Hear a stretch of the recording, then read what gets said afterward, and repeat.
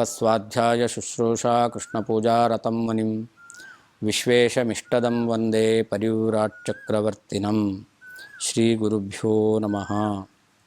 ಕಾಂತಾಯ ಕಲ್ಯಾಣಗುಣೈಕಧಾಮ್ನೇ ನವದ್ಯುನಾಥ ಪ್ರತಿಮಪ್ರಭಾಯ ನಾರಾಯಣಾಯಾಖಿಲಕಾರಣಾಯ ಶ್ರೀ ಪ್ರಾಣನಾಥಾಯ ನಮಸ್ಕರೋಮಿ. ಅನಾಕುಲಂ ಗೋಕುಲಮುಲ್ಲಲಾಸ ಯತ್ಪಾಲಿತಂ ನಿತ್ಯಮನಾವಿಲಾತ್ಮ ತಸ್ಮೈ ನಮೋ ನೀರದನೀಲಭಾಸೆ ಕೃಷ್ಣಾಯ ಕೃಷ್ಣಾರಮಣಪ್ರಿಯಾಯ. ಅಪಿತ್ರಿಲೋಕ್ಯ ಬಹಿರುಲ್ಲಸಂತಿ ತಮೋಹರಂತಿ ಮುಹುರಾಂತರಂಚ ದಿಶ್ಯಾದೃಶಂ ನೋ ವಿಶದಾಂ ಜಯಂತಿ ಮಧ್ವಸ್ಯ ಕೀರ್ತಿರ್ದಿನನಾಥ ದೀಪ್ತಿಂ. ಮಧ್ಯಗೇಹ ಭಟ್ಟರು ದ್ವಿಜಕುಲಾಕುಲ ಮುತ್ಸವ ಮಾತನೋತ್ ಅಂತ ತಮ್ಮ ಮಗನಿಗೆ ಅನೇಕ ಬ್ರಾಹ್ಮಣರ ಜೊತೆಯಲ್ಲಿ ಆ ಉಪನಯನ ಸಂಸ್ಕಾರವನ್ನು ಮಾಡಿದರು ಅಂತ ವರ್ಣನೆ ಮಾಡಿದ್ದಾರೆ. ಹಿಂದೆ ನಾವು ಮನನ ಮಾಡಿದ್ದೆವು. ಉಪನಯನ ಸಂಸ್ಕಾರ ಆ ಕಾಲದಲ್ಲಿ ಬ್ರಾಹ್ಮಣರು ಅವಶ್ಯವಾಗಿ ಆಶೀರ್ವಾದವನ್ನು ಮಾಡಬೇಕು. ಶಾಸ್ತ್ರದಲ್ಲಿ ಒಂದು ಮಾತಿದೆ, ಬ್ರಾಹ್ಮಣ ಯಾನಿ ಭಾಷಂತೆ ಮನ್ಯಂತೆ ತಾನಿ ದೇವತಾಹ ಅಂತ. ಬ್ರಾಹ್ಮಣರ ಬಾಯಲ್ಲಿ ಏನು ಮಾತು ಬರುತ್ತೋ ಅದನ್ನು ದೇವತೆಗಳು ಅನುಮೋದಿಸ್ತಾರೆ ಅಂತ. ಹಾಗಾದರೆ ಆ ಉಪನಯನ ಸಂಸ್ಕಾರ ಆದಂತಹ ಸಂದರ್ಭದಲ್ಲಿ, ಆ ದಿನದಲ್ಲಿ ಬ್ರಾಹ್ಮಣರು ಇವನು ದೀರ್ಘಾಯುಷ್ಯವಂತನಾಗಲಿ, ಒಳ್ಳೆಯ ಜ್ಞಾನವುಳ್ಳವನಾಗಲಿ, ಇವನಿಗೆ ಸದಾಚಾರ ಎಂಬತಕ್ಕಂಥದ್ದು ಜೀವನದಲ್ಲಿ ಅನುಷ್ಠಾನ ಮಾಡಿಕೊಂಡು ಬರತಕ್ಕಂತಹ ಶ್ರದ್ಧೆ, ಭಕ್ತಿ, ಆಸಕ್ತಿ ಎಂಬತಕ್ಕಂಥದ್ದು ಹುಟ್ಟಲಿ ಅಂತ ಅವನನ್ನು ಆಶೀರ್ವದಿಸಿದರೆ ಅದು ಅದೇ ರೀತಿಯಲ್ಲಿ ನಡೆಯುತ್ತೆ. ಹಾಗಾದರೆ ಆ ಸಂಸ್ಕಾರವನ್ನು ಮಾಡಿದ್ದು ಶೋಗೋಸ್ಕರ ಅಲ್ಲ, ನಾವು ಕೇವಲ ಪ್ರದರ್ಶನಕ್ಕೋಸ್ಕರ ಮಾಡಿರೋದಲ್ಲ. ಆ ಮಗುವಿನಲ್ಲಿ ಒಳ್ಳೆಯ ಆ ಧಾರ್ಮಿಕ ಭಾವನೆ ಎಂಬತಕ್ಕಂಥದ್ದು ಬೆಳೆಯಬೇಕು ಎಂಬುದಾಗಿ ಆ ಸಂಸ್ಕಾರವನ್ನು ನಾವು ಮಾಡಿರ್ತೇವೆ. ಅದು ಯೋಗ್ಯ, ಅದು ಉಚಿತ, ಅದೇ ರೀತಿಯಲ್ಲಿ ನಡಿಬೇಕು ಅಂತಾದರೆ ಆ ಬ್ರಾಹ್ಮಣರ ಆಶೀರ್ವಾದ ಮುಖ್ಯ ಅಂತ. ಒಂದು ವೇಳೆ ಇವತ್ತಿನ ಕಾಲದಲ್ಲಿ ನಾವು ನಮ್ಮ ಕಾರ್ಯಾಲಯದಲ್ಲಿ, ಆಫೀಸಿನಲ್ಲಿ ಇರತಕ್ಕಂತಹ ಯಾವುದೋ ವ್ಯಕ್ತಿಗಳನ್ನು ಕರೆದಿರ್ತೇವೆ, ಅವರು ಬಂದಿರ್ತಾರೆ. ಬಂದವರಿಗೆ ಹೋಗಲಿಕ್ಕೆ ತರಾತುರಿ ಇರುತ್ತೆ. ನಾವು ತುಂಬ ಬೇಗ ಹೋಗಬೇಕು, ತುರ್ತಾಗಿ ಕೆಲಸ ಇದೆ ಅಂತ ಹೇಳ್ತಾರೆ. ಸರಿ, ಉಪನಯನ ಮುಹೂರ್ತ ಆಯಿತು. ಮೊದಲು ಆ ಮಗುವಿನ ತಲೆ ಮೇಲೆ ಯಾರು ಆಫೀಸಿಂದ ಬಂದಿದ್ರು, ಸೂಟು ಬೂಟು ಎಲ್ಲ ಹಾಕ್ಕೊಂಡು ಬಂದಿದ್ರು, ಅವರು ಬಂದು ಆ ಮಗುವಿನ ತಲೆ ಮೇಲೆ ಕೈ ಇಡ್ತಾರೆ. ಆ ಮಗುವಿನ ಉಪನಯನದ ದಿವಸ ಯಾವ ವೇಷಭೂಷಣವನ್ನು ಹಾಕಿಕೊಂಡು ಆ ಮಗುವಿನನ್ನು ಸ್ಪರ್ಶ ಮಾಡಬಾರದು. ಅಂತಹ ವೇಷಭೂಷಣಗಳನ್ನು ಹಾಕ್ಕೊಂಡಿರ್ತಕ್ಕಂಥವರು ಮಗುವಿನ ತಲೆ ಮೇಲೆ ಕೈ ಇಟ್ಟು ಆಶೀರ್ವಾದವನ್ನು ಮಾಡ್ತಾರೆ ಅಂತಂದರೆ ಇದರಿಂದಾದ ಪರಿಣಾಮ ಏನು? ಮಾರನೇ ದಿವಸದಿಂದಲೇ ಆ ಒಟ್ಟು ಸಂಧ್ಯಾವಂದನೆಯನ್ನು ಮಾಡಲ್ಲ. ನಾವು ಇಷ್ಟೆಲ್ಲ ಹಣ ಖರ್ಚು ಮಾಡಿ ಆ ಮಗುವಿಗೆ ಉಪನಯನ ಸಂಸ್ಕಾರವನ್ನು ಮಾಡಿಸಿರ್ತೇವೆ. ಮಗು ಪ್ರತಿ ದಿವಸ ಅವನು ಸಂಧ್ಯಾವಂದನೆಯನ್ನು ಮಾಡಲಿ ಅಂತ. ಆದರೆ ಅವನಿಗೆ ಉಪನಯನ ಸಂಸ್ಕಾರ ಆಗಿದ್ದರೂ ಕೂಡ ಸಂಧ್ಯಾವಂದನೆ ಮಾಡಬೇಕು ಎಂಬತಕ್ಕಂತಹ ಆಸಕ್ತಿಯೇ ಬರಲ್ಲ. ಯಾಕೆ ಹೀಗೆ ಅಂತಂದರೆ, ಯಾರು ತಲೆ ಮೇಲೆ ಮೊದಲು ಕೈ ಇಡಬಾರದೋ ಅವರು ತಲೆ ಮೇಲೆ ಮೊದಲು ಕೈ ಇಟ್ಟಿದ್ದರಿಂದಾಗಿ ಅವನ ಆಸಕ್ತಿ ಎಲ್ಲವೂ ಕೂಡ, ಶ್ರದ್ಧೆ ಎಂಬತಕ್ಕಂಥದ್ದು ಅದು ನಾಶವಾಗಿ ಹೋಗುತ್ತೆ. ಅದು ಆಗಲಿಕ್ಕೆ ಸಾಧ್ಯವಾ ಅಂತಂದರೆ, ಮಹಾಭಾರತದಲ್ಲಿ ಒಂದು ಘಟನೆಯನ್ನು ನಾವು ಕಾಣ್ತೇವೆ. ಕೌರವರಿಗೂ ಪಾಂಡವರಿಗೂ ಕುರುಕ್ಷೇತ್ರದಲ್ಲಿ ಯುದ್ಧ ನಡೆದಿದೆ. ಆ ಕುರುಕ್ಷೇತ್ರ ಯುದ್ಧದಲ್ಲಿ ಭೀಮಸೇನ ದುರ್ಯೋಧನನನ್ನು ಗದಾಪ್ರಹಾರದ ಮೂಲಕ ಭೂಮಿಯಲ್ಲಿ ಬೀಳಿಸಿದ್ದಾನೆ. ಆ ಭೀಮನ ಗದೆಯಿಂದ ಏಟು ತಿಂದಂತಹ ದುರ್ಯೋಧನ ಇನ್ನೇನು ಮರಣ ಹೊಂದುವಂತಹ ಸ್ಥಿತಿಯಲ್ಲಿದ್ದಾನೆ. ಆಗ ಅಶ್ವತ್ಥಾಮಾಚಾರ್ಯರನ್ನು ಹತ್ತಿರಕ್ಕೆ ಕರೀತಾನೆ. ಆ ಸಾಯುವ ಸಂದರ್ಭದಲ್ಲಿಯೂ ಕೂಡ ದುರ್ಯೋಧನನಿಗೆ ತನ್ನ ಅಧೀನದಲ್ಲಿಯೇ ಈ ರಾಜ್ಯ ಇರಬೇಕು, ತಮ್ಮವರ ಅಧೀನದಲ್ಲಿಯೇ ಈ ರಾಜ್ಯ ಉಳಿಬೇಕು ಎಂಬುದಾಗಿ ಅವನಿಗೆ ಅಪೇಕ್ಷೆ ಇದೆ. ತಾನು ಸಾಯ್ತಾ ಇದ್ದಾನೆ, ಆದರೆ ಸತ್ತ ಮೇಲೆ ತಾನು ಇಷ್ಟು ದಿನಗಳ ಕಾಲ ಅನುಭವಿಸಿರುವಂತಹ ರಾಜ್ಯ ಅದು ತನ್ನ ಮಕ್ಕಳಿಗೇ ಸೇರಬೇಕು ಎಂಬುದಾಗಿ. ಯಾರಿದ್ದಾರೆ ಮಕ್ಕಳು? ಎಲ್ಲರೂ ಹತರಾಗಿ ಹೋಗಿದ್ದಾರೆ. ಆದರೆ ಆ ದುರ್ಯೋಧನ ಅಶ್ವತ್ಥಾಮಾಚಾರ್ಯನ ಹತ್ತಿರಕ್ಕೆ ಕರೆದು ಒಂದು ಮಾತು ಹೇಳ್ತಾನೆ. ನೋಡು, ನಾನು ಈ ಹಸ್ತಿನಾವತಿಯ ರಾಜ, ಈಗ ನಿನಗೆ ಪಟ್ಟಾಭಿಷೇಕ ಮಾಡ್ತಾ ಇದ್ದೇನೆ ಅಂತ ಒಂದು ಹಿಡಿ ಮಣ್ಣನ್ನು ಕೈಯಲ್ಲಿ ಹಿಡಿದುಕೊಂಡು ಅದನ್ನು ಅಶ್ವತ್ಥಾಮಾಚಾರ್ಯರ ತಲೆ ಮೇಲೆ ಹಾಕಿ, ನಾನೀಗ ನಿನಗೆ ಈ ಹಸ್ತಿನಾವತಿಯ ರಾಜ್ಯದ ಸಿಂಹಾಸನದ ಅಧೀಶ್ವರನನ್ನಾಗಿ ಪಟ್ಟಾಭಿಷೇಕವನ್ನು ಮಾಡಿದ್ದೇನೆ. ನೀನು ಈಗ ಈ ಹಸ್ತಿನಾವತಿಯ ರಾಜ. ಇದು ನಿನ್ನ ಅಧೀನದಲ್ಲಿದೆ. ನೀನು ನನ್ನ ಮಡದಿಯಾದಂತಹ ಭಾನುಮತಿಯಲ್ಲಿ ಸಂತಾನವನ್ನು ಪಡೆದು ಈ ಹಸ್ತಿನಾವತಿಯ ರಾಜ್ಯಾಧಿಪತ್ಯವನ್ನು ಆ ಮಗುವಿಗೆ ಕೊಡಬೇಕು, ಈ ರಾಜ್ಯ ನಮಗೆ ಉಳಿಬೇಕು ಅಂತ ಆ ದುರ್ಯೋಧನ ಒಂದು ವ್ಯಾಪಾರವನ್ನು ಮಾಡ್ತಾನೆ. ನೋಡಿ, ಅಶ್ವತ್ಥಾಮಾಚಾರ್ಯರ ತಲೆಯಲ್ಲಿ ಒಂದು ಮಣಿ ಇತ್ತಂತೆ, ಅನರ್ಘ್ಯವಾದ ಮಣಿ, ಹುಟ್ಟಿದಾಗಿನಿಂದ ಇತ್ತು. ಆ ಮಣಿಯ ವೈಶಿಷ್ಟ್ಯ ಏನು? ಹಸಿವೆ ಆಗಲ್ಲ, ಬಾಯಾರಿಕೆ ಆಗಲ್ಲ, ಶ್ರಮ ಆಗಲ್ಲ, ಇಂತಹ ಎಲ್ಲ ವಿಧವಾಗಿರ್ತಕ್ಕಂಥ ದುಃಖವನ್ನು ಪರಿಹಾರ ಮಾಡತಕ್ಕಂಥ ಒಂದು ಮಣಿ ಅವರ ತಲೆಯಲ್ಲಿ ಇತ್ತಂತೆ. ನೋಡಿ, ದುಷ್ಟನಾದಂತಹ ದುರ್ಯೋಧನ ಅಶ್ವತ್ಥಾಮಾಚಾರ್ಯರ ತಲೆ ಮೇಲೆ ಆ ಮಣ್ಣನ್ನು ಹಾಕಿದ, ಅವನು ಮುಟ್ಟಿದ. ಹಾಗಾದರೆ ಅಶ್ವತ್ಥಾಮಾಚಾರ್ಯರ ತಲೆ ಆ ದುಷ್ಟನಾದ ದುರ್ಯೋಧನ ಹಸ್ತಸ್ಪರ್ಶ ಆಗಿದ್ದರಿಂದಾಗಿ ಮುಂದೇನಾಯಿತು? ಭೀಮಸೇನ ದೇವರು ಆ ಅಶ್ವತ್ಥಾಮಾಚಾರ್ಯರ ತಲೆಯಲ್ಲಿದ್ದಂತಹ ಮಣಿಯನ್ನು ತೆಗೆಯುವಂತಹ ಪ್ರಸಂಗ ಬಂತು. ಹಾಗಾದರೆ ಆ ದುಷ್ಟನಾದ ದುರ್ಯೋಧನನ ಹಸ್ತಸ್ಪರ್ಶ ಎಂಬತಕ್ಕಂಥದ್ದು ಹೇಗೆ ಅಶ್ವತ್ಥಾಮಾಚಾರ್ಯರ ಜೀವನದಲ್ಲಿ ಅವರು ದೊಡ್ಡದಾದ ಸಂಪತ್ತನ್ನು ಕಳ್ಕೊಳ್ಳಿಕ್ಕೆ ಕಾರಣ ಆಯಿತೋ, ಹಾಗೆ ಯಾರಾದರೂ ದೇವರನ್ನು ಒಪ್ಪದೇ ಇದ್ದವರು, ನಂಬದೇ ಇದ್ದವರು, ಈ ಸಂಸ್ಕಾರಗಳಿಗೆಲ್ಲ ಹೆಚ್ಚಿನ ಮಹತ್ವವನ್ನು ಕೊಡದೇ ಇದ್ದವರು, ಅದನ್ನೆಲ್ಲ ಒಂದು ರೀತಿಯಲ್ಲಿ ಆಡಂಬರ ಎಂಬುದಾಗಿಯೇ ಭಾವಿಸುವಂತಹ ವ್ಯಕ್ತಿಗಳು ಇದರ ಮಹತ್ವವನ್ನು ತಿಳಿಯದೇನೆ ಅವರು ಬಂದು ಮಗುವಿನ ತಲೆ ಮೇಲೆ ಕೈ ಇಟ್ಟಿದ್ದಾರೆ ಅಂತಂದರೆ ಆ ಮಗು ಮುಂದೆ ಒಳ್ಳೆಯ ಸಂಸ್ಕಾರವುಳ್ಳವನು, ಧಾರ್ಮಿಕವಾದ ಆಚರಣೆ ಉಳ್ಳವನು ಆಗಲಿಕ್ಕೆ ಹೇಗೆ ಸಾಧ್ಯ? ಅದರಿಂದಲೇ ಅಂತಹ ಲೌಕಿಕವಾಗಿರ್ತಕ್ಕಂತಹ ವೇಷವನ್ನು ಹಾಕಿಕೊಂಡಂತಹ ವ್ಯಕ್ತಿಗಳು ಮೊದಲು ಆಶೀರ್ವಾದ ಮಾಡ್ತಕ್ಕಂಥದ್ದು ಸರಿಯಲ್ಲ. ಯಾರು ವಿಶೇಷವಾದ ಧರ್ಮ ಆಚರಣೆಯನ್ನು ಮಾಡ್ತಾ ಇದ್ದಾರೋ, ವೇದ ಶಾಸ್ತ್ರಗಳಲ್ಲಿ ನಂಬಿಕೆ ಇದೆಯೋ, ವೇದ ಪ್ರತಿಪಾದ್ಯನಾದಂತಹ ಪರಮಾತ್ಮನ ಪಾರಮ್ಯವನ್ನು ಒಪ್ಪಿಕೊಂಡಿದ್ದಾರೋ ಅಂತಹ ವ್ಯಕ್ತಿಗಳೇ ಆ ಮಗುವಿನ ಮೇಲೆ ಮಂತ್ರಾಕ್ಷತೆಯನ್ನು ಹಾಕಬೇಕು, ಆಶೀರ್ವಾದವನ್ನು ಮಾಡಬೇಕು ಅಂತ ಆ ಮಧ್ಯಗೇಹ ಭಟ್ಟರು ಆ ಸಂಸ್ಕಾರದಲ್ಲಿ ಅನೇಕ ಬ್ರಾಹ್ಮಣರ ಸಮುದಾಯವನ್ನೇ ಕರೆಸಿದ್ದಾರಂತೆ.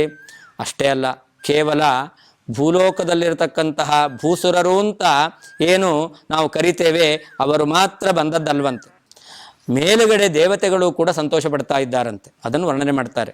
ವಿವಿಧ ವೇದತಯಾ ವಿಜಿಘೀರ್ಷವೋ ವದನ ರಂಗ ಪದೇಸ್ಯ ಚಿರಾಯಯಾ ಸುರವರ ಪ್ರಮದ ಅಪಿ ಸಪ್ರಿಯ ಅಭಿನನಂದುರಹೋ ವಿಯತೋಮಹಂ. ಆಕಾಶದಲ್ಲಿ ಅನೇಕ ವೇದಾಭಿಮಾನಿ ದೇವತೆಗಳು, ಗಾಯತ್ರಿ, ಉಷ್ಣಿಕ್, ಅನುಷ್ಟುಪು, ಪಂಕ್ತಿ, ಜಗತಿ, ಬೃಹತಿ, ಈ ರೀತಿಯಲ್ಲಿ ಅನೇಕ ಛಂದಸ್ಸುಗಳನ್ನು ವೇದದಲ್ಲಿ ಉಲ್ಲೇಖ ಮಾಡಿದ್ದಾರೆ. ಇದೆಲ್ಲ ಭಗವಂತನ ಅವಯವಗಳಿಂದ, ರೋಮಕೂಪದಿಂದ ಉತ್ಪನ್ನವಾದವುಗಳು ಅಂತ. ಆ ಛಂದಸ್ಸು ಛಂದೋಭಿಮಾನಿಯಾದ ದೇವತೆಗಳು ಅಂತ. ಆ ಛಂದೋಭಿಮಾನಿಯಾದ ದೇವತೆಗಳು, ವೇದಾಭಿಮಾನಿಯಾಗಿರ್ತಕ್ಕಂಥ ದೇವತೆಗಳು, ಪಾರ್ವತಿ, ಸರಸ್ವತಿ, ಭಾರತಿ, ಇವರೆಲ್ಲರೂ ಕೂಡ ಆಕಾಶದಲ್ಲಿ ತಮ್ಮ ಗಂಡಂದರ ಜೊತೆಯಲ್ಲಿ ಬಂದು ನೋಡ್ತಾ ಇದ್ದಾರಂತೆ. ಅವರಿಗೂ ಒಂದು ಸಂತೋಷ ಅಂತೆ. ಮಧ್ಯಗೇಹ ಭಟ್ಟರು ತಮ್ಮ ಮಗನಿಗೆ ವಾಸುದೇವನಿಗೆ ಉಪನಯನ ಸಂಸ್ಕಾರವನ್ನು ಮಾಡ್ತಾ ಇದ್ದಾರೆ, ಅವರಿಗೆ ಸಂತೋಷ, ವೇದವತಿಗೆ ಸಂತೋಷ, ಮಗನಿಗೆ ಉಪನಯನ ಆಯಿತು ಅಂತ. ಆದರೆ ಆ ದೇವಲೋಕದ ಸ್ತ್ರೀಯರಿಗೂ ಕೂಡ ತುಂಬ ಸಂತೋಷ ಆಗಿದೆಯಂತೆ. ಏನು ಕಾರಣ ಅಂತಂದರೆ, ವಟುವಿಗೆ ಉಪನಯನ ಆಗೋಕ್ಕಿಂತ ಮೊದಲು ವೇದ ಉಚ್ಚಾರಣೆಯನ್ನು ಮಾಡುವ ಅಧಿಕಾರ ಇಲ್ಲ. ಯಾವಾಗ ಉಪನಯನ ಸಂಸ್ಕಾರ ಆಯಿತೋ ಆಗ ಗಾಯತ್ರಿ ಮಂತ್ರವ ಜಪವನ್ನು ಅವನು ಮಾಡ್ತಾನೆ. ಸಂಧ್ಯಾವಂದನೆಯಲ್ಲಿ ಇರತಕ್ಕಂಥ ಕೆಲವೊಂದು ವೇದ ಮಂತ್ರಗಳ ಉಚ್ಚಾರಣೆಯನ್ನು ಮಾಡ್ತಾನೆ. ಆ ಉಪನಯನ ಸಂಸ್ಕಾರ ಆದ ಮೇಲೆ ಉಪಕರ್ಮ ಎಂಬತಕ್ಕಂತಹ ಸಂಸ್ಕಾರ ಅದು ಆಯಿತು ಅಂತಂದ ಮೇಲೆ ಅವನಿಗೆ ವೇದಾಧ್ಯಯನ ಎಂಬತಕ್ಕಂಥದ್ದು ಸಂಪೂರ್ಣವಾಗಿ ಮಾಡಲಿಕ್ಕೆ ಅಧಿಕಾರ ಬರುತ್ತೆ. ಯಾವಾಗ ಉಪನೀತನಾದಂತಹ ವಟು ಉಪಕರ್ಮವನ್ನೂ ಮಾಡಿಕೊಂಡ ಮೇಲೆ ವೇದಾಧ್ಯಯನ ಮಾಡ್ತಾನಲ್ಲ, ಆ ವೇದಾಧ್ಯಯನ ಕಾಲ ವಾಸುದೇವರಿಗೆ ಯಾವಾಗ ಬಂದೀತು ಅಂತ ಆ ದೇವತಾ ಸ್ತ್ರೀಯರು ತುಂಬ ಅವರು ಉತ್ಸಾಹದಿಂದ ಕಾಯ್ತಾ ಇದ್ದಾರಂತೆ. ಯಾಕೆ? ವದನರಂಗ ಪದೇಸ್ಯ, ಈ ವಾಸುದೇವನ ನಾಲಿಗೆ ಎಂಬತಕ್ಕಂಥದ್ದೇ ಅವರು ನರ್ತನ ಮಾಡಲಿಕ್ಕೆ ಬೇಕಾಗಿರ್ತಕ್ಕಂತಹ ರಂಗಮಂಟಪವಂತೆ. ಅವರು ನರ್ತನ ಮಾಡೋದು ಅಂದರೆ ಏನರ್ಥ? ವಾಸುದೇವನ ಬಾಯಿಂದ ಆ ದೇವತೆಗಳಿಂದ ಅಭಿಮನ್ಯಮಾನವಾದಂತಹ ಮಂತ್ರಗಳು ಬರಬೇಕು. ಆ ದೇವತೆಗಳಿಂದ ಅಭಿಮನ್ಯಮಾನವಾದಂಥ ಛಂದಸ್ಸಿನ ಮಂತ್ರಗಳನ್ನು ನಾವು ಯಾವಾಗ ವಾಸುದೇವನ ಬಾಯಿಂದ ಉಚ್ಚಾರಣೆಗೆ ನಾವು ಒಳಗಾಗ್ತೇವೆ ಎಂಬುದಾಗಿ ಆ ದೇವತೆಗಳು ಕಾಯ್ತಾ ಇದ್ದಾರಂತೆ. ಹೀಗೆ ಆ ಎಲ್ಲ ಛಂದೋಭಿಮಾನಿಯಾದ ದೇವತೆಗಳು ಕೂಡ ತಮ್ಮ ಗಂಡಂದಿರ ಜೊತೆಯಲ್ಲಿ ಬಂದು ವಾಸುದೇವ ಉಪನೀತನಾಗುತ್ತಾ ಇದ್ದಾನೆ, ಮುಂದೆ ವೇದಾಧ್ಯಯನ ಮಾಡ್ತಾನೆ. ಅವನ ಬಾಯಿಯಲ್ಲಿ ನಾಲಿಗೆಯಲ್ಲಿ ನಾವು ಆ ಛಂದಸ್ಸಿನ ಮೂಲಕ ನರ್ತನವನ್ನು ಮಾಡಲಿಕ್ಕಾಗುತ್ತೆ ಅಂತ ಅವರು ಕೂಡ ಈ ಮಹೋತ್ಸವದಲ್ಲಿ ಪಾಲ್ಗೊಂಡಿದ್ದಾರಂತೆ. ಹೀಗೆ ಆ ವಾಸುದೇವನಿಗೆ ಯೋಗ್ಯವಾದಂತಹ ಕಾಲದಲ್ಲಿ ಉಪನಯನವನ್ನು ಮಾಡ್ತಾ ಇದ್ದಾರೆ.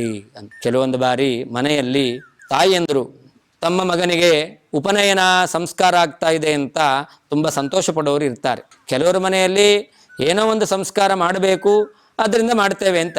ಇದ್ರೆ ಕೆಲವರ ಮನೆಯಲ್ಲಿ ಆಗಬೇಕಾದ್ರೆ ಮಗುವಿಗೆ ಉಪನಯನ ಸಂಸ್ಕಾರ ಆಯಿತು ಅಂತಂದರೆ ತಾಯಿಗೆ ತುಂಬ ಸಂತೋಷ. ಯಾಕೆಂದರೆ ತಾಯಿಯೂ ಕೂಡ ಕೆಲವೊಂದು ಧಾರ್ಮಿಕವಾದ ಆಚರಣೆಗಳನ್ನು ಮಾಡ್ತಾಳೆ. ಅದರಲ್ಲಿ ಅವಳಿಗೆ ನಂಬಿಕೆ ಎಂಬತಕ್ಕಂಥದ್ದಿದೆ. ಮಾಡಿದಾಗ ನಂಬಿಕೆ ಇರಬೇಕು ಅಂತಿಲ್ಲ, ಒತ್ತಾಯಕ್ಕೆ ಮಾಡೋದು ಇರುತ್ತೆ. ಆದರೆ ಕೆಲವು ತಾಯಂದಿರು ಸ್ವತಃ ತಾವೇ ಆಸಕ್ತಿಯನ್ನು ಹೊಂದಿರ್ತಾರೆ, ಶ್ರದ್ಧೆಯಿಂದ ಮಾಡ್ತಾ ಇರ್ತಾರೆ. ಅಂಥವರಿಗೆ ಮನೆಯಲ್ಲಿ ಒಬ್ಬ ಬ್ರಹ್ಮಚಾರಿ ಬೇಕು ಅಂತ ಇರುತ್ತೆ. ಯಾಕೆ ಅಂತಂದರೆ ಅವಳಿಗೆ ಆಸಕ್ತಿ ಇದೆ, ಪ್ರತಿ ದಿವಸ ನಿರ್ಮಾಲ್ಯ ತೀರ್ಥ ತೆಗೆದುಕೊಳ್ಳಬೇಕು, ದೇವರ ಅಭಿಷೇಕ ಮಾಡಿದ ತೀರ್ಥವನ್ನು ಸ್ವೀಕಾರ ಮಾಡಬೇಕು, ದೇವರಿಗೊಂದು ಮಂಗಳಾರತಿ ಮಾಡಬೇಕು, ಮನೆಯಲ್ಲಿ ಆ ದೇವರ ಪೂಜೆ ಎಂಬತಕ್ಕಂಥದ್ದು ನಡಿಬೇಕು ಎಂಬತಕ್ಕಂತಹ ಅಪೇಕ್ಷೆ ಗೃಹಿಣಿಯಾದವಳಿಗಿರುತ್ತೆ. ಆದರೆ ತನ್ನ ಪತಿ ಯಾವುದೋ ಕಾರ್ಯನಿಮಿತ್ತ ಬೇರೆ ಊರಿಗೆ ಹೋಗ್ತಾನೆ, ಕೆಲವು ದಿವಸಗಳು ಬರೋದೇ ಇಲ್ಲ. ಆ ಸಂದರ್ಭದಲ್ಲಿ ಅಕ್ಕಪಕ್ಕದಲ್ಲಿ ಯಾರೂ ಕೂಡ ಇವಳಿಗೆ ಬ್ರಾಹ್ಮಣರ ಮನೆ ಇಲ್ಲದೆ ಇರೋದ್ರಿಂದಾಗಿ ತೀರ್ಥ ಸಿಗೋದಿಲ್ಲ, ತಾನು ಪ್ರತಿ ದಿವಸ ತೀರ್ಥ ತಗೊಳ್ಳಿಕ್ಕೆ ಆಗೋದಿಲ್ಲಲ್ಲ ಎಂಬತಕ್ಕಂತಹ ಕೊರಗು ಅವಳನ್ನು ಕಾಡ್ತಾ ಇರುತ್ತೆ. ಅಂತಹ ಗೃಹಿಣಿಯಾದವಳಿಗೆ ತನ್ನ ಮಗನಿಗೇನೆ ಉಪನಯನ ಆಗಿದೆ ಅಂತಂದರೆ ಹಾಗಾದರೆ ಮುಂದೆ ನನ್ನ ಮಗನೇ ಅವನು ಪೂಜೆಯನ್ನು ಮಾಡ್ತಾನೆ, ಅವನೇ ನನಗೆ ತೀರ್ಥ ಕೊಡ್ತಾನೆ, ತಾನೂ ತೀರ್ಥ ತಗೊಳ್ಳುವಂತೆ ಆಗುತ್ತೆ ಎಂಬುದಾಗಿ ಅವಳು ಸಂತೋಷ ಪಡಲಿಕ್ಕೆ ಅವಕಾಶ ಇದೆ. ಹೀಗೆ ಆ ವಯಸ್ಸಿನಲ್ಲಿ, ಯೋಗ್ಯವಾದ ವಯಸ್ಸಿನಲ್ಲಿ ಉಪನಯನ ಸಂಸ್ಕಾರ ಆಗಬೇಕು ಅಂತ ಕೆಲವೊಂದು ತಾಯಿಯಂದರು ಕೂಡ ಬಯಸ್ತಕ್ಕಂಥದ್ದು ಇದ್ದೇ ಇದೆ. ಅದು ನಿಜವಾಗಲೂ ಕೂಡ ಯೋಗ್ಯವಾಗಿರ್ತಕ್ಕಂತಹ ಬಯಕೆ ಅಂತ ಶಾಸ್ತ್ರ ಹೇಳ್ತಾ ಇದೆ. ಹೇಗೆ ಮನುಷ್ಯ ಆಹಾರವನ್ನು ಸ್ವೀಕಾರ ಮಾಡ್ತಾನೋ, ಮಾಡಲೇಬೇಕು ಅವನು ದೇಹ ಪೋಷಣೆಗೋಸ್ಕರ, ಹಾಗೆ ಅವನು ತನ್ನ ಮನಸ್ಸಿನ ಶುದ್ಧಿ, ಆ ಆತ್ಮದ ಶುದ್ಧಿಗೋಸ್ಕರ, ದೇಹದ ಶುದ್ಧಿಗೋಸ್ಕರ ಪ್ರಾಶನವನ್ನು ಮಾಡಲೇಬೇಕು. ತೀರ್ಥಪ್ರಾಶನವನ್ನು ಮಾಡಿದ ಮೇಲೇ ಆಹಾರವನ್ನು ಸ್ವೀಕಾರ ಮಾಡತಕ್ಕಂತಹ ಆ ಒಂದು ಪದ್ಧತಿಯನ್ನು ನಾವು ಅನುಸರಣೆ ಮಾಡಬೇಕು. ಅಂತಹ ಒಂದು ಪದ್ಧತಿಯನ್ನು ನಾವು ಅನುಷ್ಠಾನ ಮಾಡಲಿಕ್ಕೆ ಮನೆಯಲ್ಲಿ ಒಟ್ಟು ಇದ್ದಾನೆ ಅಂತಂದರೆ ಅವನು ಅದನ್ನು ಮಾಡ್ತಾನೆ ಅಂತ ಅವರು ಈ ಸಂಪ್ರದಾಯವನ್ನು ಉಳಿಸ್ಕೊಂಡು ಹೋಗಲಿಕ್ಕೆ, ಬೆಳೆಸ್ಕೊಂಡು ಹೋಗಲಿಕ್ಕೆ ಸಂತೋಷವನ್ನು ಪಡ್ತಾರೆ. ಅದರಿಂದ ಯೋಗ್ಯವಾದ ವಯಸ್ಸಿನಲ್ಲಿ ಆ ಉಪನಯನ ಸಂಸ್ಕಾರವನ್ನು ಮಾಡಬೇಕು ಎಂಬುದಾಗಿ ಶಾಸ್ತ್ರ ನಿರೂಪಣೆ ಮಾಡಿದೆ. ಹೀಗೆ ದೇವತೆಗಳು ಸಂತೋಷ ಪಡುವಂತಹ ಆ ಸಂದರ್ಭದಲ್ಲಿ ಮಧ್ಯಗೇಹ ಭಟ್ಟರು ಉಪನಯನ ಸಂಸ್ಕಾರವನ್ನು ಮಾಡಿದ್ದಾರೆ ಅಂತ ವರ್ಣನೆ ಮಾಡ್ತಾರೆ. ವಿಹಿತ ಸಾಧನ ಸಾಧಿತ ಸತ್ಕ್ರಿಯೋ ಜ್ವಲನ ಮುಜ್ವಲ ಧೀರ್ಜ್ವಲಯನ್ನಯಂ ಉಪನಿನಾಯ ಸುತಂ ಸಮಲಂಕೃತಂ ಕುಶಲಿನಂ ಕುಶಲೀಕೃತ ಶೀರ್ಷಕಂ. ಉಪನಯನ ಮಾಡಲಿಕ್ಕೆ ಏನೇನು ಸಾಧನಗಳು ಬೇಕು ಎಲ್ಲವನ್ನೂ ಕೂಡ ಅವರು ಶಾಸ್ತ್ರದಲ್ಲಿ ಹೇಳಿದ ರೀತಿಯಲ್ಲಿ ಸಿದ್ಧಪಡಿಸಿಕೊಂಡಿದ್ದಾರೆ. ಉಪನಯನದಲ್ಲಿ ಒಂದು ಚೌಲ ಕಾರ್ಯಕ್ರಮ ಎಂಬತಕ್ಕಂಥದ್ದಿದೆ. ಆಮೇಲೆ ಉಪನಯನ ಮಗುವಿಗೆ ಜನಿವಾರವನ್ನು ಹಾಕೋದು, ಆಮೇಲೆ ಗಾಯತ್ರಿ ಮಂತ್ರವನ್ನು ಉಪದೇಶ ಮಾಡ್ತಕ್ಕಂಥದ್ದು ಅಂತ. ಇದರಲ್ಲಿ ಆ ಮಗುವಿಗೆ ಚೌಲ ಎಂಬತಕ್ಕಂಥದ್ದು ಕೆಲವರು ಏನು ಮಾಡ್ತಾರೆ ಈಗಿನ ಕಾಲದಲ್ಲಿ ಅಂತಂದರೆ, ಆ ಚೌಲ ಅಂತಂದರೆ ಶಿಖ ಬಿಡಿಸಬೇಕು ಅಂತ. ಮಗು ಅದು ತರಗತಿಗೆ ಹೋಗುವಂತಹ ವಯಸ್ಸಿನಲ್ಲಿದೆ ಅಂತಾದರೆ ಆ ಮಗುವಿಗೆ ಸಂಕೋಚ ಆಗುತ್ತೆ. ಅಯ್ಯೋ ನಾನು ಜುಟ್ಟು ಬಿಟ್ಕೊಂಡು ಸ್ಕೂಲಿಗೆ ಹೋಗಬೇಕಾ ಅಂತ ಆ ಜುಟ್ಟು ಬಿಡಿಸ್ಕೊಳ್ಳಿಕ್ಕೆ ಮಗುವೇ ಒಪ್ಪೋದಿಲ್ಲ. ಕೆಲವೊಂದು ಬಾರಿ ತಂದೆ ತಾಯಿಗಳಿಗೆ ಆ ಜುಟ್ಟು ಬಿಡಿಸ್ಬೇಕು ಅಂತ ಇಚ್ಛೆ ಇರೋದಿಲ್ಲ. ಅಯ್ಯೋ ನಮ್ಮ ಮಗು ಅದು ನಮ್ಮ ಮಗು ಅಲ್ವಾ, ಅದು ಜುಟ್ಟು ಬಿಟ್ಟರೆ ಚೆನ್ನಾಗಿರಲ್ಲ ಅಂತ ಅವರೇ ಅಂದ್ಕೊಂಡ್ಬಿಟ್ಟಿರ್ತಾರೆ. ಆದರೆ ಆ ಕಾಲದಲ್ಲಿ ಶಾಸ್ತ್ರದಲ್ಲಿ ವಿಹಿತವಾಗಿರ್ತಕ್ಕಂತಹ ಏನೇನು ಸಂಸ್ಕಾರಗಳಿದೆ ಅದನ್ನು ಯಥಾವತ್ತಾಗಿ ಮಾಡಿ ಆ ಉಪನಯನ ಸಂಸ್ಕಾರವನ್ನು ಮಾಡಿಸ್ಬೇಕಂತ. ಅದಕ್ಕೆ ಮಧ್ಯಗೇಹ ಭಟ್ಟರು ವಾಸುದೇವನಿಗೆ ಕುಶಲೀಕೃತ ಶೀರ್ಷಕಂ ಅಂತ ಆ ಉಪನಯನ ಸಂಸ್ಕಾರದಲ್ಲಿ ಸೇರಿರ್ತಕ್ಕಂತಹ ಶಿಖಾ ಬಿಡಿಸ್ತಕ್ಕಂಥದ್ದು, ಉಳಿದ ತಲೆ ಭಾಗವನ್ನು ಮುಂಡನೆ ಮಾಡ್ತಕ್ಕಂಥದ್ದು, ಇದನ್ನು ಮಾಡಿಸಿ ಅವನಿಗೆ ಉಪನಯನ ಸಂಸ್ಕಾರವನ್ನು ಮಾಡಿಸಿದ್ದಾರೆ ಅಂತ ವರ್ಣನೆ ಮಾಡುವ ಮೂಲಕ ಉಪನಯನದ ದಿವಸ ಆ ಚೌಲವನ್ನು ಮಾಡಿಸಿ ಆ ಮಗುವಿಗೆ ಶಿಖೆಯನ್ನು ಬಿಡಿಸಲೇಬೇಕು ಅನ್ನೋದನ್ನು ವಾಸುದೇವ ತಾನು ಮಾಡಿಸಿಕೊಂಡು ಜಗತ್ತಿಗೆ ತೋರಿಸಿದ್ದಾರೆ ಎಂಬುದಾಗಿ ವರ್ಣನೆ ಮಾಡಿದ್ದಾರೆ.